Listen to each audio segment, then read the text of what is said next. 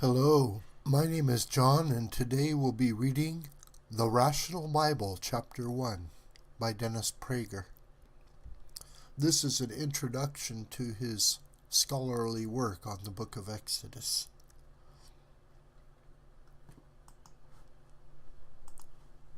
The first 5 books of the Bible have always been known as the Torah, which is Hebrew for teaching or law. Exodus is the second book. The first book, Genesis, begins with a description of the creation of the world. Every nation and religion in the world had a creation story, but the creation story in Genesis was unique in important ways. Only one God created the world. There was no sex and no violence involved in creation, and God was not part of nature. God created nature. As you will see, each of these unique things will play a huge role in the Torah's transformation of the world. One other unique element in the Genesis creation story is that although the Torah is, among other things, the story of the Jewish people, it is probably the only national history ever written that begins with the creation of the world. One reason is the subject of the Torah is all mankind, not just the Jews. That too is a major feature of the Torah and this commentary. After the creation, Genesis describes how the human race immediately descended into evil. Good and evil are another preoccupation of the Torah. God is so angered by humans hurting one another, he destroys the world, saving but one man, Noah, and his family. Noah is saved solely because he is a good man. In other flood stories, the hero is usually saved because he is good-looking, and the gods like him. Eventually, God reveals himself to the father of the Jewish people, Abraham. God says that through Abraham and his offspring, all the families and nations of the earth will be blessed. Abraham is the father of Isaac, and Isaac is the father of Jacob. The latter is renamed Israel. Clear people are allowed, indeed expected, to argue with God, another major theme of the Torah. One of Israel's 12 sons was Joseph, whose story is the second longest biographical story in the Torah. The first is Moses. Joseph's brothers, intensely jealous of their father Jacob's love for him, abandoned their brother to die in a pit. But Joseph was saved by a passing caravan, then sold as a slave, and eventually wound up in Egypt. There he deciphered the Pharaoh's dreams, saved Egypt from a 7-year famine, and arose from slave to viceroy of Egypt, second in power only to the Pharaoh himself. Joseph's brothers, who went to Egypt from famine-stricken Canaan looking for food, met with their brother Joseph. That meeting may be the most dramatic scene in Western literature, and that brings us to the first verse in Exodus. 1.6 Joseph died, and all his brothers and all that generation, the sons of Israel. Bnei Yisrael is how the Israelites are referred to in the Torah. Israel was a name given to the Jewish patriarch Jacob after he wrestled with an angel. Genesis 32:29. World history. The Israelites' exodus from Egyptian slavery and the revelation of the 10 Commandments at Mount Sinai. Even an atheist who doesn't believe that either the Exodus or the giving of the 10 Commandments at Sinai actually occurred would have to acknowledge that the Western world has been largely shaped by the belief that these events did occur. For example, Thomas Jefferson and Benjamin Franklin, 2 of the founders of America, neither of whom believed in a literal reading of the Bible, commissioned a design for the Great Seal of the United States of America, which depicted the Israelites leaving Egypt. Franklin proposed the scene be surrounded by the words, "Resistance to tyrants is obedience to God."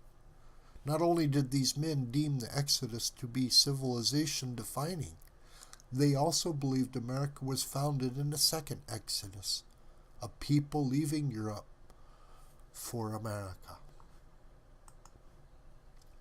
nations like people or their memories. A nation that doesn't remember its past, like the man who fell on his head, ceases to be the nation it was. That these two events, the Exodus and the giving of the Ten Commandments, are the two seminal events, other than creation itself, of the Torah means liberty and morality are the twin pillars of the Torah. They became the twin pillars of America as well, which is not surprising, given that America was, outside of Israel, the most Bible-based, particularly the Hebrew Bible, country ever founded. Verse 1.7. But the Israelites were fertile and prolific. They multiplied and increased very greatly. Professor Nahum Sarna, the author of important commentaries on Exodus and Genesis, points out the language used in this verse, multiplied and increased, echoes the opening chapter of Genesis, in which God instructs all living creatures to multiply and increase over all the earth, Genesis 1:28. Just as the world was created by God in the beginning of Genesis, a new creation is now taking place with the formation of the Jewish people as a nation. The Jews, God's third attempt to create a moral world. The Exodus, followed by the revelation of the Ten Commandments at Sinai and the subsequent writing of this Torah, may be considered God's third attempt to create a moral world. God's first attempt to make a good world was creating human beings with a conscience. That didn't work. Cain, the firstborn child of the first couple, Adam and Eve, killed his brother Abel. After this, a general moral deterioration of humanity followed, and God came to regret creating human beings. Genesis 6, verses 5 through 6. Consequently, God sent the flood, destroying all mankind except for one particularly good man, Noah and his family. Since the human conscience was insufficient to make a good world, God then revealed some basic moral laws and principles, such as not to murder, to take the life of those who deliberately murder, to have children, not to consume the blood of any creature, and every human being is created in the image of God. Genesis 9, verses 1 through 7. Once again, people murdered and plundered and engaged in other evils. God therefore initiated a third effort to morally improve mankind by revealing himself to one specific group named Abraham, to whom God revealed himself and his desire that the entire world be blessed through Abraham and his descendants.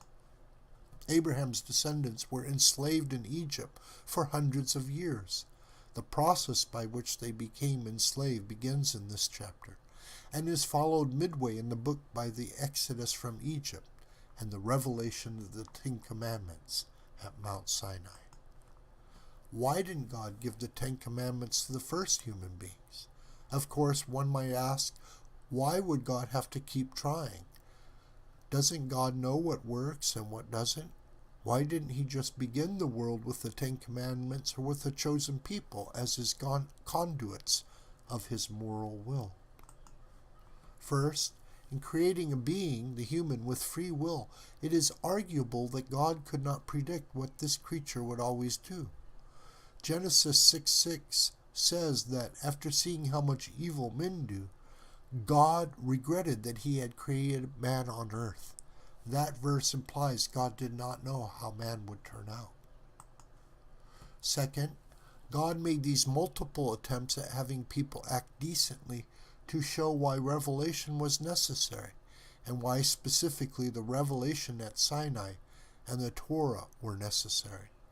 Precisely because prior attempts, the making of the human conscience, and basic moral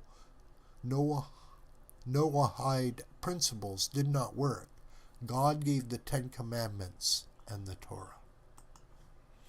Third, this third attempt at making a good world establishes a reason for establishing the Jewish people, to be a nation of priests and a holy nation, Exodus 19:6, and to bring the world to the Ten Commandments and ethical monotheism. The words, "the land was filled with them," imply that although the Israelites were granted permission to live in an area of Egypt known as Goshen, Genesis 45:10, the Egyptians perceived them as everywhere. Throughout history, Jew haters, and even many non-Jews sympathetic to Jews, have often wildly overstated the number of Jews in their country. I remember once in my early years of lecturing, sitting next to a non-Jewish woman on an airplane on the way to Louisville, Kentucky. She asked me why I was visiting her city. I told her I was going to speak to the Jewish community there. As the conversation continued on the subject of Jews, it became apparent. I told her at that time there were 800 million Americans, and then asked her, "How many of them do you think are Jews?" She thought for a moment and responded, "About 50 million. When I told her there were about 6 million Jews in America, she was clearly startled. She pondered this and then said, "I guess they must all live in Kentucky." As of this writing, there are about 14 million Jews in a world population of 7.5 billion. That means about 0.0018%, or fewer than 2 out of every 1,000 people in the world are Jews. But few people would guess this, because the influence of Jews has always been so great. And the reason for that influence is this Torah. It's God, its 10 Commandments, and its Exodus story. In short, the stories and values of this book of Exodus have transformed the world. I hope you enjoyed this introduction to the Rational Bible. This video is a production of the School of the White Crane, and my name is John Brooker. You can reach me through commentary on this video or through my Gmail listed here. Please share this video with family and friends and on social media. May God richly bless you, my beloved.